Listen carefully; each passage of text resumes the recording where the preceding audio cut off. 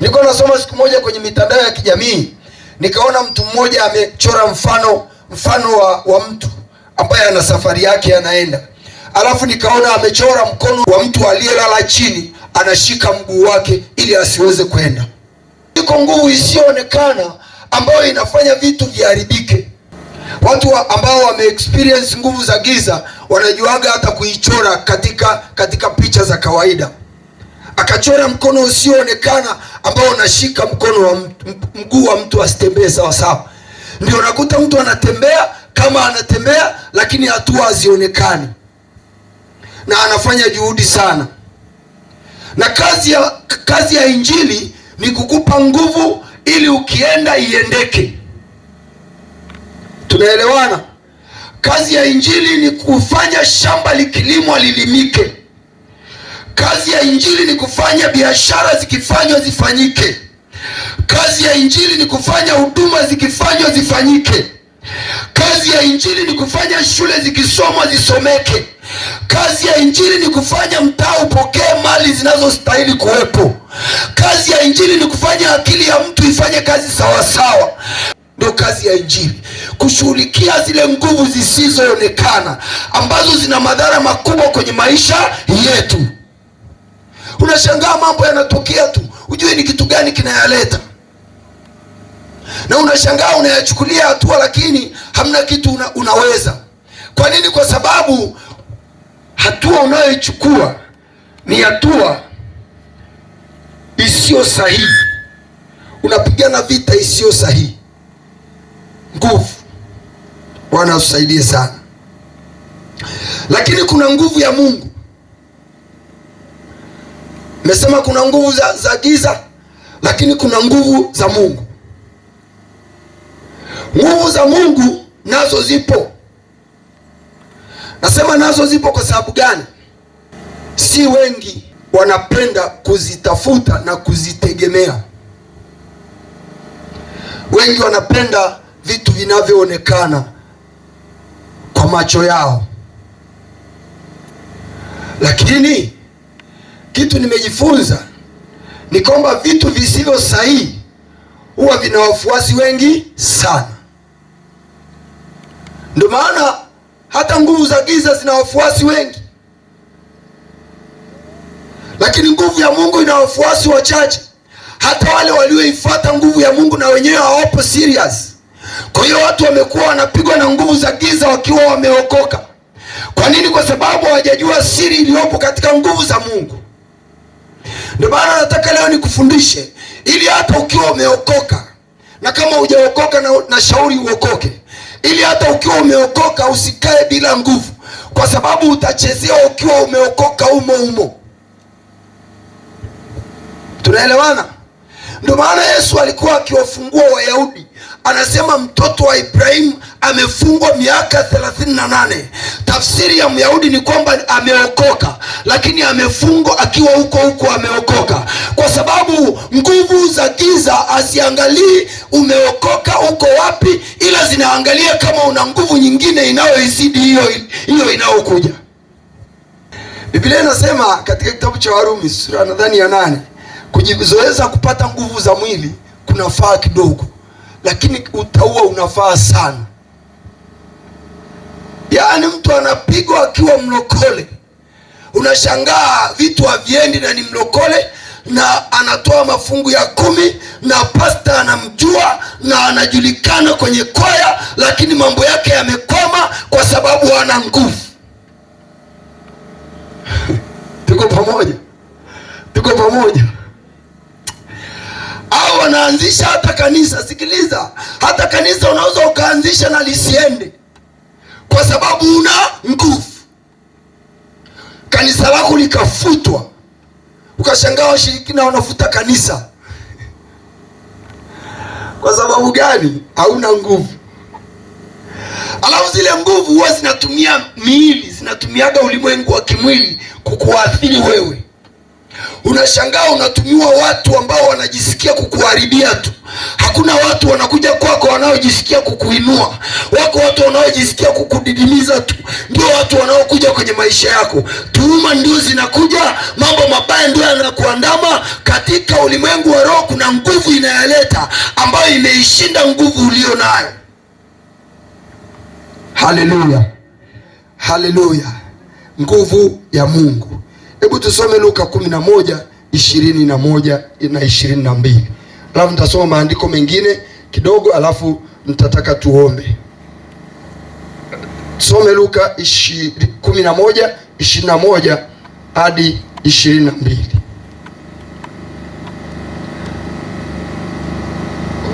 Luka 11:21 hadi 22. Nasema, mtu mwenye nguvu aliyejifunga silaha zake alindapo nyumba yake, vitu vyake viko salama. Lakini mtu mwenye nguvu kuliko yeye atakapomwendea na kumshinda, amnyang'anya silaha zake zote alizokuwa akizitegemea na kuyagawanya mateka yake. Mtu atakaye kuwa salama ni mwenye nguvu tu. Ndio Biblia inavyosema hapa. Mtu mwenye nguvu alindapo vitu vyake vitakuwa salama. Narudia tena, mtu mwenye nguvu alindapo vitu vyake vitakuwa salama. Lakini atakapojitokeza mtu mwenye nguvu kuliko yeye, vitu vyake havitakuwa salama tena. Narudia tena, mtu mwenye nguvu alindapo vitu vyake vinakuwa salama. Hata uhai wako usipoulinda kwa nguvu, uhai wako hauko salama. Hata mali zako usipozilinda kwa nguvu, mali zako hazipo salama. Hata watoto wako usipowalinda kwa nguvu, watoto wako hawako salama. Tunaelewana? Tuko pamoja? Hata wokovu wako wewe uliokoka, naongea sana watu waliookoka, hata wokovu wako usipoulinda kwa nguvu hautakuwa salama.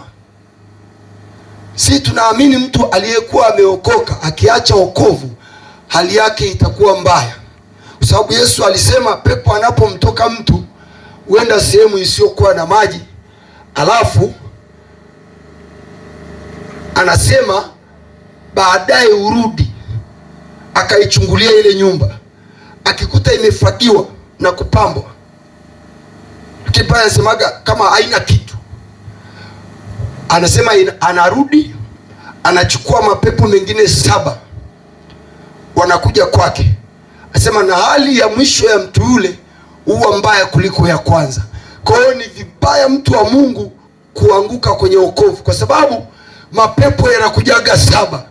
Wakati hujaokoka una pepo moja, lakini ukiokoka ukiacha yanakwenda kuchukuliwa 7, na hali yako ya mwisho inakuwa mbaya kuliko ya kwanza. Na wote tumeona watu walioachaga wokovu wamekuwa na hali mbaya sana. Kwa nini? Ni kwa sababu ya hiyo siri. Wanachukua mapepo 7, hali yake ya mwisho inakuwa mbaya kuliko ya kwanza, kimwili na kiroho. Utamwambia injili, atakwambia unaniambia nini? Mimi nilishahubiriwa sana. Hayo maneno unayofahamu. Anakuambia nilishasoma Biblia mara 3. Kwa hiyo na wokovu wako usipoulinda, ambao ndio uzima wako, wokovu wako ndio uzima wako. Na kama una wokovu, pata wokovu, kwa sababu wokovu wako ndio uzima wako. Na shetani akishajua ya kwamba hawezi kupata kwa kutumia nguvu za giza, kwa sababu unalindwa, ataanza kukuingiza kwenye mambo ya kumwacha Bwana. Unajikuta kidogo kidogo unaanza kuitamani dunia, kidogo kidogo unaanza kuitamani dunia. Maana Biblia inasema mtu hujaribiwa na tamaa yake huku akivutwa na kudanganya. Shetani anakuonyesha kitu kizuri cha dunia, alafu anakuambia njoo nitakupatia. Kama Yesu alipoambiwa na shetani, akaambiwa sujudia, nitakupa yote. Na unaonyeshwa kidogo kidogo. Hivyo kidogo kidogo unajikuta umekuwa wa dunia. Ghafla shetani anakupiga, hali yako inakuwa mbaya kuliko ile ya kwanza. Sasa ni vizuri ukatafuta nguvu. Na kitu chochote unachokifanya usikifanye bila kuwekeza nguvu inayofanana na safari unayoenda. Narudia tena, nasikiliza nikwambie, watu wenye mzigo wa kutafuta nguvu ya Mungu huwa ni wale wanakuwa na safari ndefu, alafu Mungu anawapenda. Kwa sababu unapokuwa na safari ndefu alafu Mungu anakupenda, anakupa mzigo wa kutafuta nguvu ya Mungu, kwa sababu anasema inuka ule, maana safari hii uendao ni ndefu kwako. Safari unayoenda au maono ulionayo yanawekezwa nguvu sawa sawa na hiyo safari na maono ulionayo. Huwezi ukawa na maono makubwa alafu ukawekeza nguvu kidogo. Si unaona hizi nani vyombo hapa? Si unaona generator zilizoko hapa? Generator moja haiwezi hizi vyombo hivi. Ukiweka lenyewe linakufa, lina slip hapo hapo. Kwa sababu maono ya mtu au safari ya mtu inawekezwa nguvu sawa sawa na kule anakoenda, na hata vita utakaokuwa nayo inafanana na kule unakoenda. Ndio maana baadhi ya watu waona vita kubwa, kwa sababu wanaenda hapo mbele. Ndio maana usijifananishe na watu, wao unaenda mbali, na kwa sababu unaenda mbali unakutana na majaribu mengi, na ukikutana nayo usianze kulia. Ingia, tafuta nguvu ya kuweza kukabiliana na hiyo safari. Haleluya! Wewe unaenda mbali na watu wamekwambia uendi mbali, lakini mimi nakwambia kwa neno la Bwana unaenda mbali. Unaenda mbali. Sasa tafuta nguvu ya kwenda hiyo mbali ambayo unaenda. Maana gari inayoenda Arusha kutoka Dar es Salaam huwa inajazwa full tank. Haiweki mafuta ya 20,000, inawekwa mafuta ya full tank. Unaenda kwenye sheli, unakuta binti anauza, anafikiri unamwambia weka 20,000, unamwambia nijazie. Kwa nini? Kwa sababu unaenda kilomita 600. Anayeenda Kibaha anajaza mafuta ya 30,000. Anayeenda wapi anajaza mafuta ya 10,000. Mwingine anaenda nyumbani anajaza mafuta ya 5,000. Mwingine anakuja na bodaboda. Mnaenda sheli wote, mwingine amebeba bodaboda, mwingine amebeba IST, mwingine amebeba V8, mwingine amebeba lori, amebeba semi trailer. Wote mnaenda sheli ya Puma kwa mfano. Mnaenda kwa dada, wale wadada wa sheli. Wote mnakaa pale, bodaboda anakuja shapa anaondoka, maana anahitaji mafuta ya 5,000 tu. Tunaelewana? Maana safari ya bodaboda ni umo. Lakini akija wa V8 anaenda Mwanza kutoka Dar es Salaam, anamwambia jaza full tank. Alafu wanakuaga hivi, wakishajaza wanakuja mahali wanatikisa namna hii ili aingie kwa wingi, maana safari yake ni ndefu. Wewe safari yako ni ndefu, unatakiwa ujaze nguvu sana, maana unaenda mbali. Wewe sio kama bodaboda, wewe sio kama IST, wewe uendi kwenye mitaa, una safari ndefu. Unatakiwa na nguvu ya Mungu. Jifunze hizi kanuni za rohoni. Jifunze kusemesha vitu. Alafu wakati unasemesha, usisemeshe kwa kuiga. Semesha ukiwa na nguvu, maana huwezi kusema vitu vikatokea kama hauna nguvu. Vitu havisemwagi tu. Tunaelewana? Si ndio? Vitu havisemwagi tu. Hata kukemea pepo usikemee tu. Unanisikia? Unanisikia? Kama unanisikia nyosha mkono na kunielewa. Pepo unaikemea ukiwa na nguvu, kwa sababu hapo kwenye maandiko amesema mtu mwenye nguvu alindapo vitu vyake vinakuwa salama. Lakini akija mtu mwenye nguvu zaidi yake, humnyang'anya silaha zake alizokuwa anazitegemea. Kwa hiyo kama una silaha ndogo, kama una nguvu kidogo, mtu mwenye nguvu kuliko, haijalishi una silaha gani, lakini ukiwa na nguvu kidogo, anakuja mtu mwenye nguvu kuliko wewe, anakunyang'anya silaha zako, alafu anachukua na mateka, unakuwa upo salama tena. So uhakikishe una nguvu. Haleluya! Ndio maana kuhubiri kwetu sio mbwembwe nyingi. Kwa mfano mimi sipendagi mbwembwe nyingi, napendaga nguvu ya Mungu. Maana mwisho wa siku, baada ya kuongea maneno mengi, tutaulizwa nini kimetokea. Nyosha mkono kama unanielewa. Yaani ukiongea maneno mengi, watu wakakusikiliza, mwisho wa siku mnachoulizana ni nini kimetokea. Kwa mfano nikasema mimi ni mtume na nabii, si ndio baba? Nikasema mimi ni mtume na nabii, alafu watu wakaja wakasema, jamani, tumesikia kuna nabii kule bondeni, twendeni. Si ndio? Si ndio? Tumesikia kuna nabii kule bondeni, twendeni. Mwisho wa siku watu hawataangalia unabii, watu watauliza ni nini kimetokea. Na kutokea kwa kitu kunasababishwa na nguvu ya kukifanya kitokee. Neno ulilolisema alitokei kwa sababu umelisema, ila linatokea kwa sababu una nguvu ya kulifanya litokee. Kumbuka neno linaumba, na kuumba sio kitu cha mchezo. Neno linaumba, halafu bahati mbaya neno linaumbaga, lakini kuumba mambo mabaya ni rahisi kuliko kuumba mambo mema. Nani ananielewa hapa? Sikiliza, nirudie tena hiyo sentensi. Bahati mbaya sana. Moja, kwanza nakwambia moja, neno linaumba. Sema neno linaumba, si ndio? Sema lakini bahati mbaya. Sema kwa sauti, lakini bahati mbaya ni rahisi neno kuumba mambo mabaya kuliko kuumba maneno mema. Yule jamaa anayeleta mambo mabaya yuko yani yuko sharp, yani hata umuiti.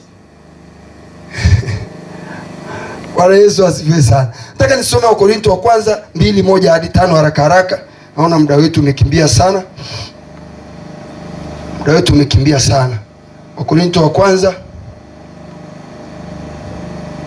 Wakorintho wa kwanza sura ya 2 mstari wa kwanza. Nataka nisome haya maneno ya Paulo aliyowaambia Wakorintho.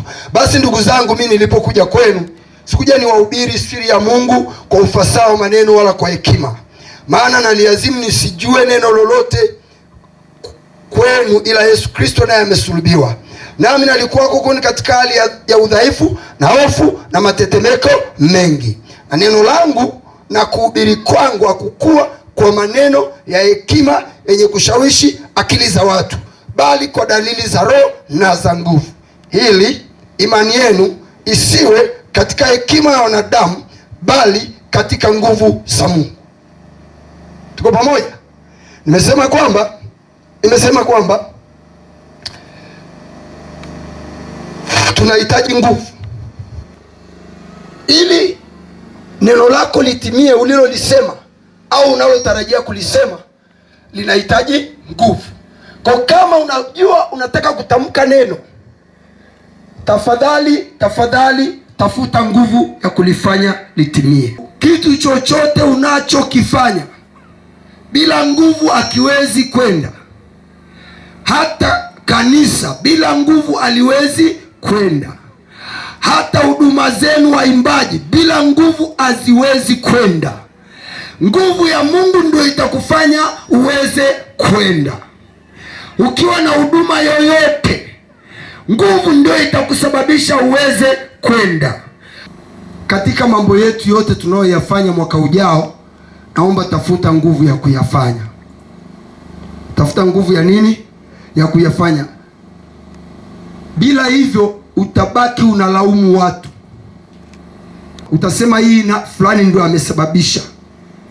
Utasema mchungaji anitembelei. Utasema wamenitenga. Kwa sababu majini anashikaga mtu.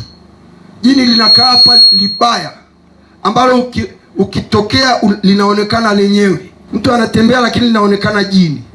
Kwa hiyo unakuta watu wanakukimbia tu. alafu unakimbiwa na watu wa maana, wale wasiopenda uchafu. Kuna jini linakaa hata linakusababisha nzi wanakufuata. Na kipindi fulani nilikuwa sijaokoka, kanatokea kanyuki tu kananigonga popote tu, yani kanatokea tu kwenye maua huko, nyuki kanapita chui kananizunguka, nakapiga ndi. Nilipookoka kalikimbia kenyewe. Alafu nikaokoka, nikawa na nguvu, nikatafuta nguvu ya Mungu, kakakimbia kenyewe. Na kalikuwa kanaleta balaa, kakijitokeza tu naanza kupata shida sana, sio kuumwa, maisha yanakuwa magumu. Lakini Mungu alivyoendelea kunisaidia, kanyuki kale sikukaona tena. Bwana atusaidie sana. Naomba tusimame. Halafu Mungu atakusaidia, utamtukuza Mungu wako mwenyewe. Kumbuka mimi hata sitakuwepo, sometimes bishop hatakuwepo, lakini utakuwa mwenyewe. Kama ni mateso utakuwa nayo kwenye nyumba yako, lakini nataka uwe na nguvu ya Mungu ili shetani akupe. Tuko pamoja? Mwaka ujao shetani akupe.